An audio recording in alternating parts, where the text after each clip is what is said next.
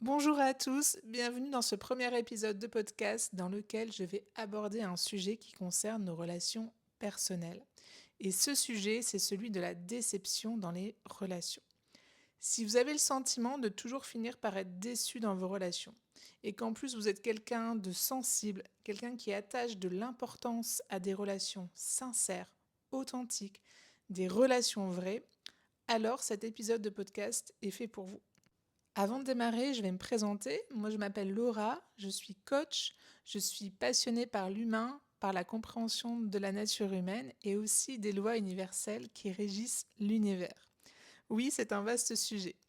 Ma spécialité, c'est de lever les blocages énergétiques et inconscients qui sabotent les relations et qui empêchent de vivre une vie libre et riche de sens. Dans ce podcast, je vous partage mes outils, mes réflexions et mes prises de conscience pour transformer sa vie et ses relations. Si cela résonne en vous et que vous souhaitez en savoir plus sur mes accompagnements, n'hésitez pas à aller regarder les détails dans la barre d'infos. En attendant, je vous souhaite une très belle écoute. Alors dans cet épisode de podcast, j'ai voulu aborder un sujet qui a été très présent dans ma vie relationnelle et notamment dans mes relations amicales, mes relations amoureuses et aussi mes relations familiales, qui est le fait de finir par être déçu de l'autre. Et puis généralement, la relation en pâtissait, il y avait quelque chose qui était cassé dans le lien et puis souvent la relation se terminait. Soit c'est moi qui prenais mes distances, ou soit ça générait un conflit et puis on arrivait finalement à un point de rupture. C'est un phénomène, un schéma que j'ai identifié et qui s'est produit plusieurs fois dans mes relations. Et j'ai à cœur de vous partager ma prise de conscience et mes conseils pour sortir justement de ce schéma. Alors, avant, je voudrais faire un petit avertissement. Il peut y avoir plusieurs raisons à ça. Évidemment, chaque cas est différent et moi, ce que je vous présente ici, c'est issu de mon expérience et peut-être que ça résonnera pour vous et que ça vous aidera aussi à casser ce schéma, ce mécanisme-là, si vous l'avez aussi.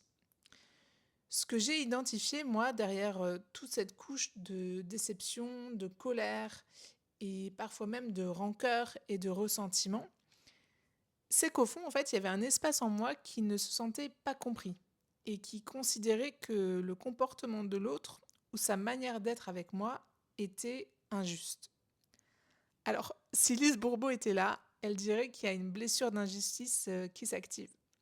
Alors peut-être. Moi, je suis pas très fan de ces histoires de blessures d'âme, d'injustice, d'abandon, etc.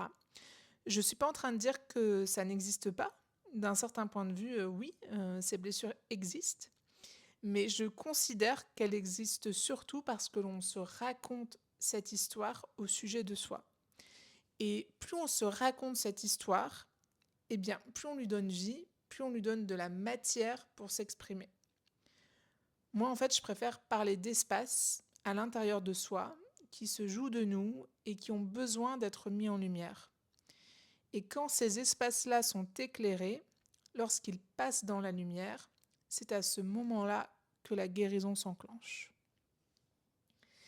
Et donc, quand on ressent un sentiment d'injustice par rapport à ce qu'a fait ou dit quelqu'un qui nous est cher, à tort ou à raison, je ne suis pas en train de dire que l'autre ne s'est pas comporté de manière injuste ou n'a pas été malhonnête, mais ce qui se passe quand on porte en soi cet espace qui aime la justice, qui aime la loyauté, l'honnêteté, et bien en fait l'injustice, la malhonnêteté, la tromperie, en fait nous est tout simplement insupportable.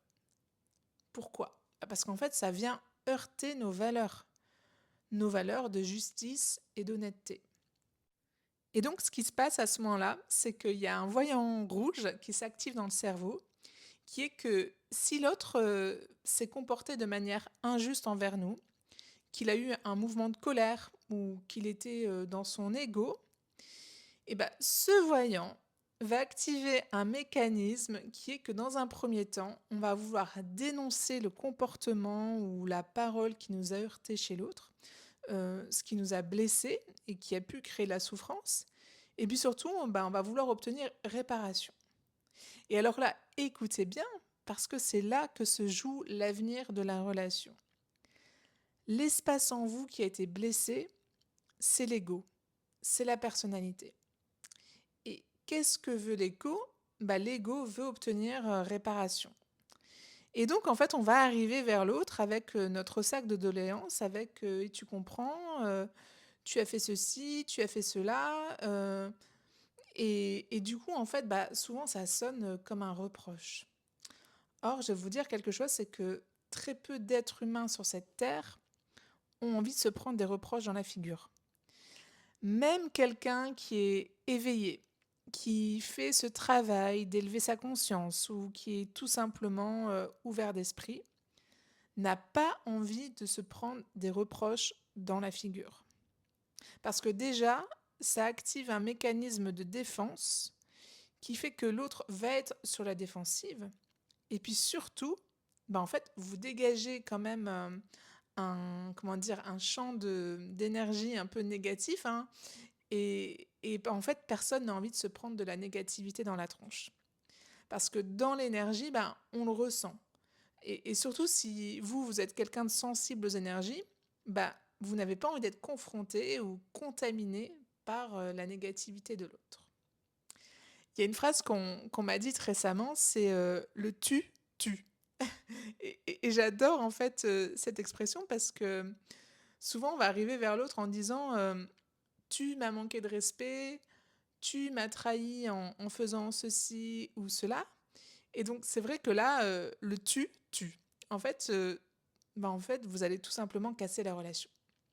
Donc en fait, si vous venez en pointant du doigt un moment où l'autre était dans son ego et que vous mettez en avant un moment où il s'est laissé emporter par ses émotions, qu'il a surréagi ou alors que c'était totalement disproportionné par rapport à ce qui s'est passé, en fait, ce qui va se passer, c'est que l'autre va se barricader. Parce que vous allez activer et vous allez renforcer un mécanisme de défense qu'il a déjà en lui, et que tout le monde a d'ailleurs, hein, même si on n'a pas tous les mêmes mécanismes de défense.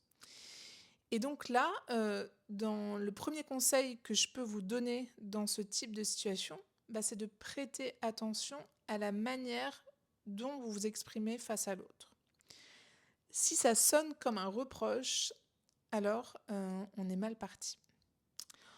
En communication non violente, hein, on invite la personne à désamorcer le conflit en parlant à partir de soi, de ses ressentis. On n'arrive pas en disant tu m'as fait ceci, tu m'as fait cela. On arrive plutôt en disant je me suis sentie blessée quand tu as dit ou que tu as fait cela, ou je me suis sentie triste, ou peu importe, parce qu'en fait, l'autre ne peut pas le remettre en question, puisque c'est quelque chose qui vous est propre, c'est quelque chose que vous ressentez. Et puis surtout, ça ne sonne pas comme un reproche. Et donc là, c'est l'hypothèse où vous êtes face à quelqu'un qui est plutôt ouvert à la discussion, à l'échange, mais parfois, ce n'est pas toujours le cas. Parce qu'en fait, il y a des personnes qui ne sont tout simplement pas ouvertes à l'échange, à la discussion, et qui vont fuir la conversation. Et il peut y avoir plein de raisons face à ça. Ça peut être des personnes qui ont peur du conflit, ou des personnes qui ne savent pas gérer leurs émotions, et qui présentent parfois une forme de rigidité émotionnelle, et ça ne veut absolument pas dire que ces personnes-là sont insensibles ou des pervers narcissiques.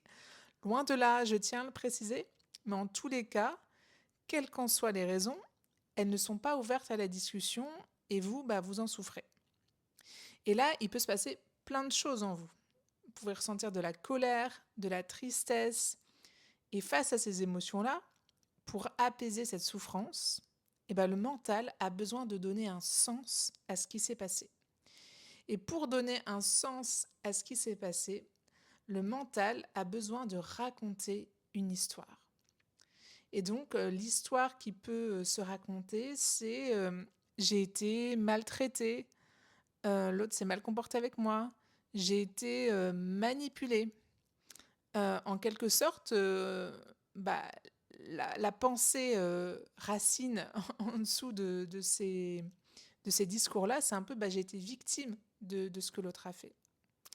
Et parfois, le mental, il aime bien aussi mettre l'autre dans des cases, en fait. Ça active un biais cognitif chez nous, dans le cerveau, qui fait qu'on va aller dire que bidule ou machin est incapable de se remettre en question, qu'il ou elle est acariâtre. Et puis là, vient aussi le jugement qui est poussé par l'analyse mentale de la situation.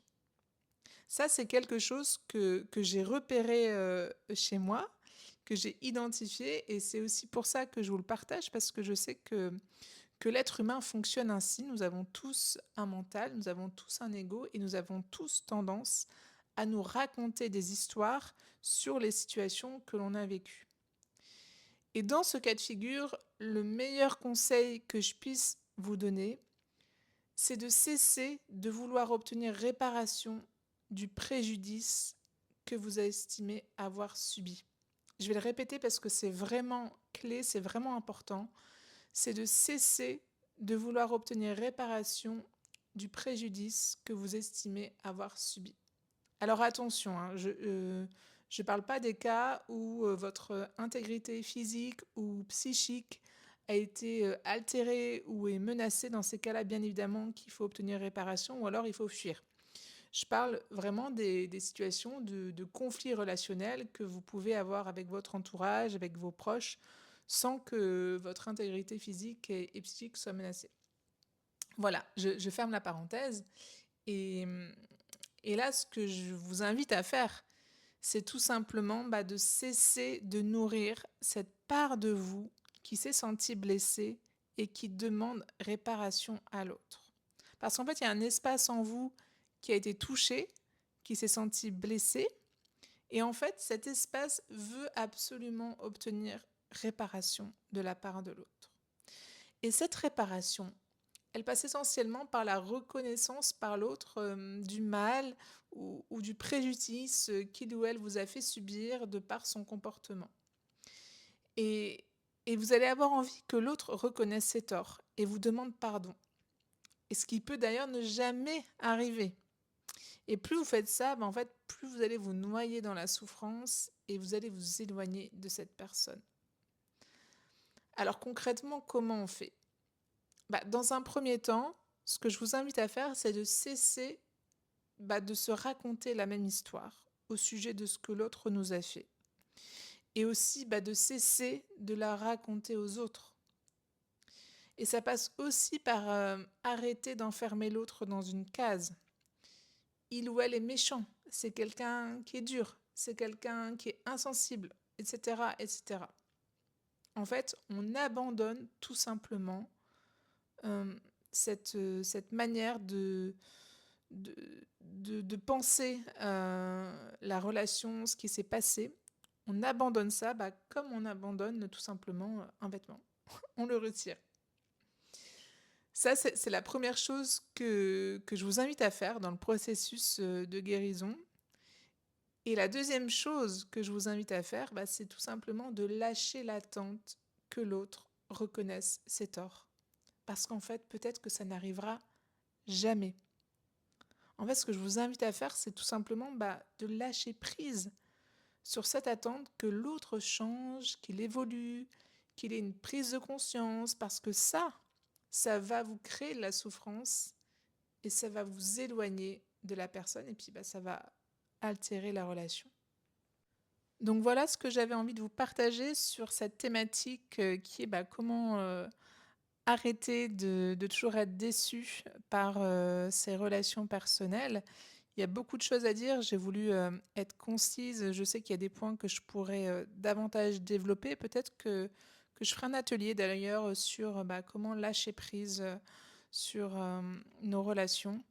En tous les cas, si vous avez aimé cet épisode, si ça vous a parlé, s'il y a des choses que vous allez mettre en place dans votre vie, n'hésitez pas à me le mettre en commentaire. Vous pouvez aussi m'écrire sur mes réseaux sociaux. Je mettrai les liens dans la barre d'infos. Et puis je vous dis à très bientôt pour un prochain épisode de podcast.